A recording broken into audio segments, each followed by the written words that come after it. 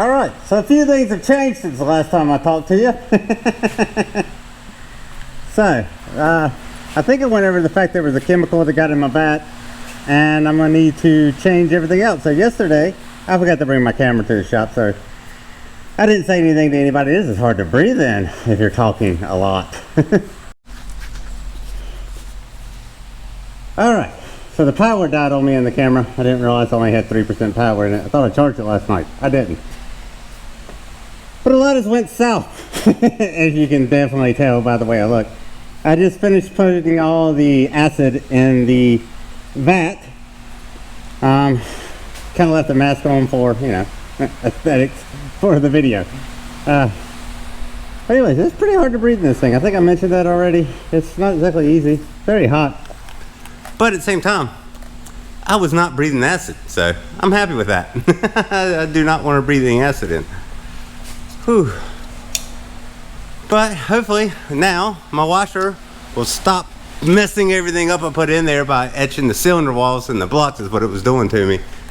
It was terrible. I was basically washing a block to pull it out, to redo it. And basically not completely redo it, but have to at least run a pass or two over the cylinder walls to get whatever it was doing. I guess it was just etching the metal. I don't know exactly what it was doing. It kind of looked like tree limbs or like the way electricity would flow. It was strange looking, like branches, kind of. Yeah, that would be the best way to explain it. It kind of looked like little tree branches or roots growing on the ceiling wall.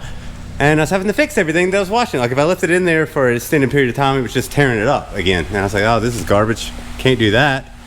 So I emptied the vat, cleaned it out, got all the sludge out. That was disgusting. Like I said, tore my hands up pretty good on that. Phew, it is hot.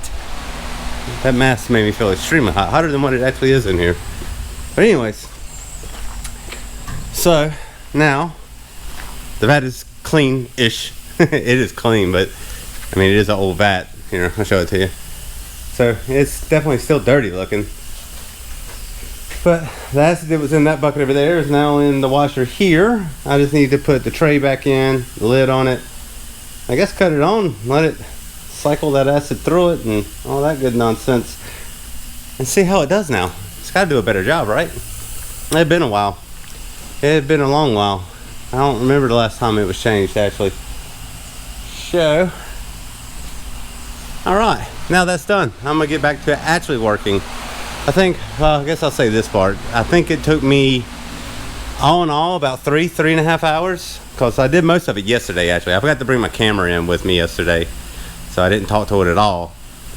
And, oh, I didn't know, if you may have noticed from the first couple videos that I've made, that I've actually got an external microphone now. So the audio should be a lot better now than what it was.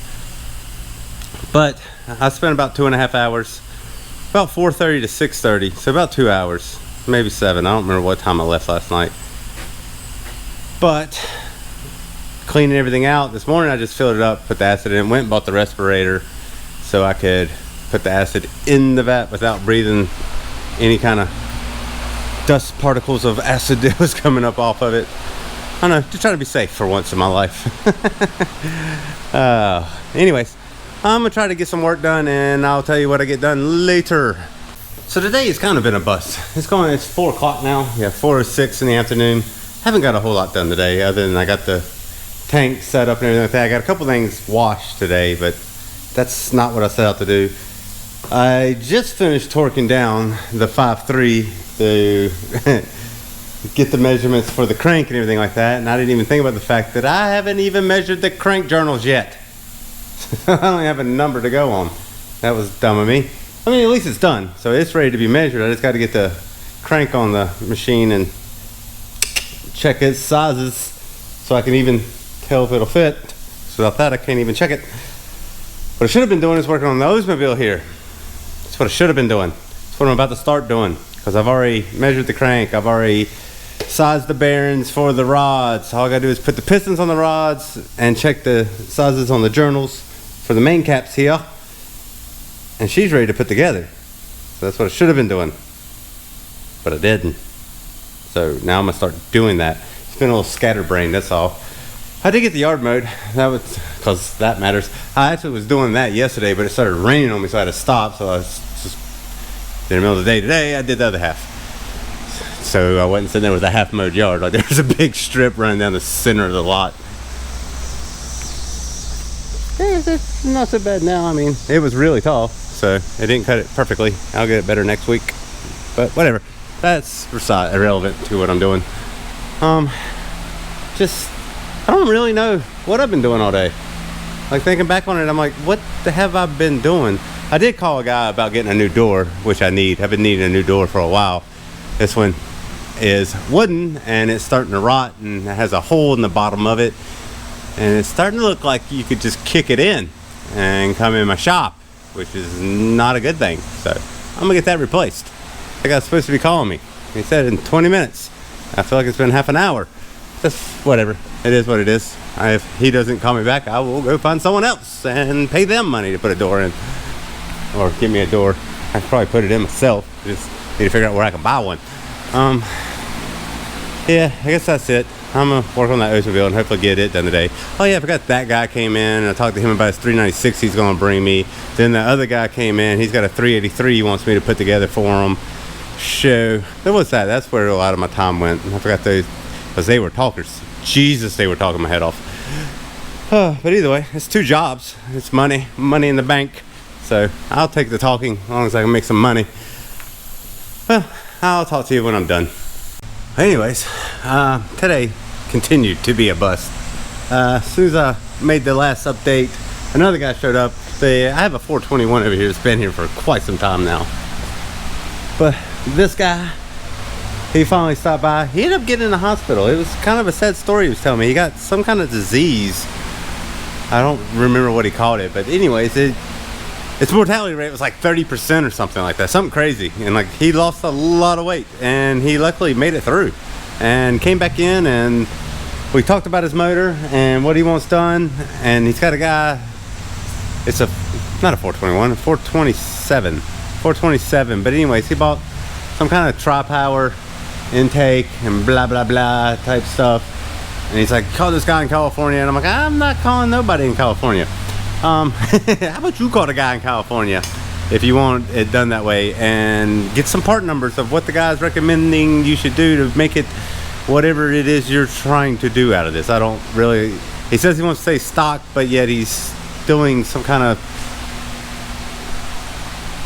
crazy build. I don't understand what he's saying at all. I was like, just call the guy, get the part numbers, because he thinks the guy's going to be more expensive and he wants to buy the parts through me. I said, well, just get the part numbers. I'll cross-reference them. If I can get them cheaper, I'll let you know. If not, you can order from that guy. It doesn't matter to me. Either way, we got to get the parts before we can build the motor. So let's get that rolling.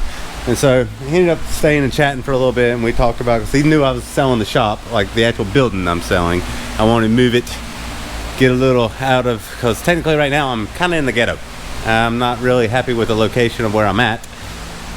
But it is what it is. I mean, it's not like bad ghetto. It's like I like my neighbor.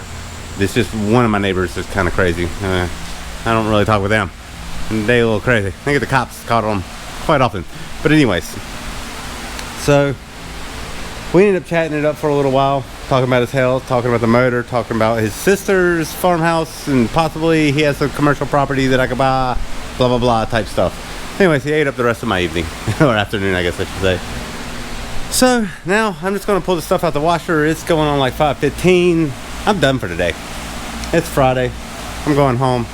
I'm probably going to come back in and work tomorrow some. I got a fantasy football draft tomorrow, so we'll see how all that works out. I may or may not. I know I will have to come up here at some point. I did finally sell. I don't even know if I've even mentioned this yet, but I have a forged 408 stroker rotation kit that I had listed for sale on Facebook Marketplace. And now I have 2 guys fighting over it, and one guy sent me a deposit this morning, so supposedly he's coming tomorrow to pick it up. So hopefully that's sold. If not, I made $100 for nothing. Either way, I'm gonna go get this stuff out the washer, and I'm gonna take my happy ass home.